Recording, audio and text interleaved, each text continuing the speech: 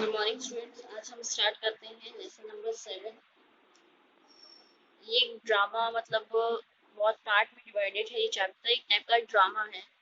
तो चलिए हम स्टार्ट करते हैं इस चैप्टर को। Before you read, has your friend ever done something you thought I was wrong? कभी आपके दोस्त ने, बेस्ट फ्रेंड ने कभी आपके साथ ऐसा किया हो जो आपको गलत लगता हो? What did you do then? फिर आप क्या किए हो? Did you keep quiet or did you tell your friend what you thought? क्या आप शांत रहे हो या उसको बताए हो कि उसने क्या गलत किया है? Read the story about two friends who had to decide what was more important. ये एक स्टोरी है दो दोस्तों के बारे में कि उनके लिए क्या ज्यादा इम्पोर्टेंट था। Friendship and एनिमिटी। एनिमिटी का मतलब होता है दुश्मनी, शत्रुता, और फ्रेंडशिप का मतलब होता है फ्रेंडशिप और sense of what is right and what is wrong. मतलब क्या चीज सही है और क्या चीज गलत है, वो किसका साथ देते हैं। Fair play part 1, first paragraph. Jumman Shaikh and Algu Chaudhary were good friends. यहाँ पे दो लोग हैं, एक का नाम था जुमन और एक का नाम था Algu.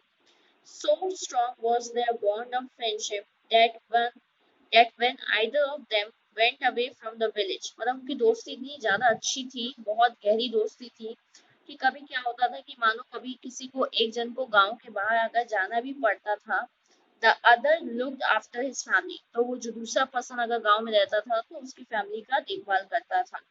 Both were greatly respected in the village, मतलब दोनों की बहुत अच्छी रिस्पेक्ट थी विलेज में। सेकेंड पैराग्राफ में आते हैं। Juman had an old aunt. Juman के यहाँ एक आंटी रहती थी, बूढ़ी आंटी रहती थी। who had some property, उनके पास कुछ प्रॉपर्टीज थी, जमीन वगैरह था। This she transferred to him on the understanding that she would stay with him and he would look after her। मतलब वो आंटी ने उसको प्रॉपर्टी सी ले दिया था कि वो फ्यूचर में उनकी देखभाल करेगा और अपने साथ रखेगा। The arrangement worked very well for a couple of years। मतलब ये चीजें बहुत अच्छी से चल रही थी, मतलब आंटी उनके यहाँ रह भी रही थी और वो उनका देखभाल भी कर रहा था। ये बहुत साल तक ऐसा चलता रहा। Then the situation changed। एक दिन क्या हुआ, सिचुएशन बदलने लगी, परिस्थिति बदलने लगी।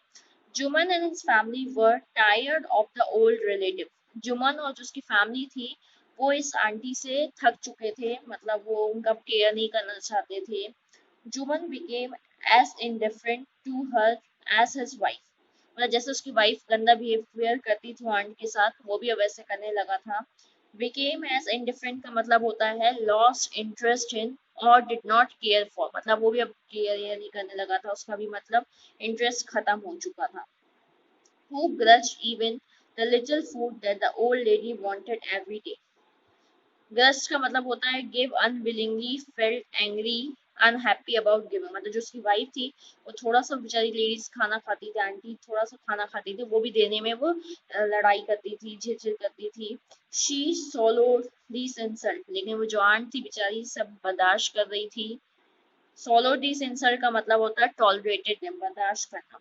along with her food for a few months, उन्होंने ये चीजें बहुत बर्दाश्त की, बहुत मंथ में, कुछ मंथ तक। But patience has is limit, लेकिन जो पेशेंस होता है हमारे अंदर उसकी भी एक लिमिट होती है, वो भी टूट जाता है। चलिए नेक्स्ट पेज में आते हैं। देखिए आंटी है और ये जुमन है उसकी वाइफ है। Paragraph number 3, page number 85। One day she spoke to Jumman. अब वो जो आंट थी वो जाती है जुमन के पास। माई सन बोलती है, my son it is now obvious that I am not wanted in your house. अब वो जुमन के पास जाती हैं जिसके घर में वो रह रही थी, बोलती थी कि मुझे अब सब समझ में आने लगा है कि मेरी अब इस घर में कोई जरूरत नहीं है। Kindly give me a monthly allowance so that I can set up a separate kitchen. वो बोलती है कि तुम मेरे को मंथली मतलब कुछ पैसा दे दो जिससे मैं अलग से एक अपना किचन बना लूं, अलग से रहने लगूं। तो जुमन बोलता है my wife knows best how to run the house. तो जुमन बोलता है कि मेरी पत्नी को पता है कि कैसे घर चलाना चाहिए। Be patient said Juman shamelessly, बोलता है कि आप थोड़ा सब्र रखिए, मेरी वाइफ बहुत अच्छी से घर चलाना जानती है। कौन बोलता है, ये जुमन बोलता है। This made his aunt very angry. जो आंट रहती है वो बहुत गुस्सा आ जाती है इस चीज को लेके, and she decided to take her case to the village panchayat. अब वो सोचती है कि मैं इस बात को विलेज के पंचायत में लेके जाऊंगी। For many days, the old lady was seen talking to the villagers, explaining her case. जो ओल्ड लेडी थी वो बहुत दिन तक मतलब लोगों के पास जाती थी, गांव वालों के पास अपनी प्रॉब्लम बताती थी, एंड सीकिंग देयर सपोर्ट, उनकी सपोर्ट लेने की कोशिश कर रही थी। सम सिंपैथाइज्ड विद हर, कुछ लोग मतलब दया दिखाए, अदर्स लाफ्ड एट हर, कुछ लोग उनका मजाक उड़ाए, एंड फ्यू अदर्स एडवाइज हर, और कुछ लोगों ने सलाह दी। नेक्स्ट पेज में आते हैं। कुछ लोगों ने सलाह दी make it up. Make it up का मतलब होता है stop quarrelling, come to an agreement with, मतलब लड़ाई झगड़ा बंद कर दीजिए और एक एग्रीमेंट मतलब समझौता कर लीजिए। With her Neiphiu and his wife, मतलब वो अपनी नेफ्यू से और उसकी वाइफ से समझौता कर लें। At last she came to अगलू Chaudhary and spoke to him. फिर वो क्या करती है, लास्ट में वो अपने उसके दोस्त के पास जाती है, अलगू चौधरी के पास। यू नो चाची, Juman is my best friend. तो वो बोलता है कि चाची आपको तो पता है कि वो मेरा बहुत अच्छा दोस्त है। How can I speak go against him, मैं उसके खिलाफ कैसे जा सकता हूँ। अलगू सेड, अलगू होता है कि मैं उसके खिलाफ कैसे जा सकता हूँ। But it is right my son to keep mum and not say what you consider just and fair. Mum का मतलब होता है साइलेंट हो जाना, शांत रहना, लेकिन उसकी जो आंटी थी वो बोलती है कि क्या शांत रहना सही बात है, जो चीजें गलत हो रही है इसके लिए भी नहीं बोले।